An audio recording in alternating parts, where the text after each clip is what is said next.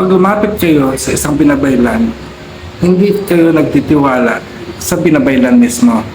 Kumbaga, lumalapit kayo, humihingi kayo ng tulong sa binabaylan para idulog ang problema ninyo sa Panginoong may kapal.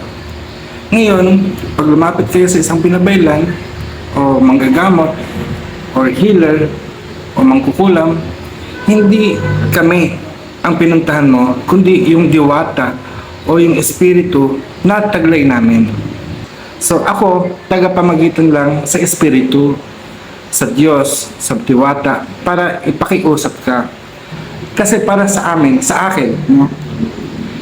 I believe kung ano yung gawa ko. Nagtitiwala ako sa gawa ko dahil ito yung sinasabi sa akin ng aking mga abyan, aking mga gabay. At hindi ako pwedeng kumalas sa pagtitiwala na yan dahil kasi naman, sa totoo lang, inakay ako ng aking mga gabay sa kung nasan ako. Inakay ako ng aking pananampalataya sa kung ano ako ngayon at anong meron ako.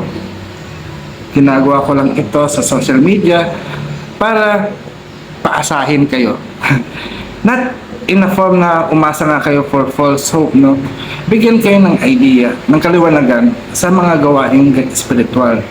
So sa gawaing spiritual, ito ay patungkol sa pananampalataya, not reliance na umasa ka sa amin o sa mga taong tulad ko.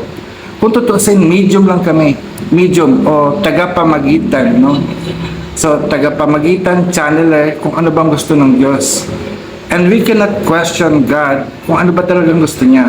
Although, sabi nga natin pinaliwanag na natin, ang kagustuhan ng Diyos ay mabuhay tayo.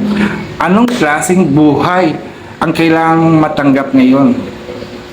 Anong aral sa buhay ang dapat mong matutunan ngayon?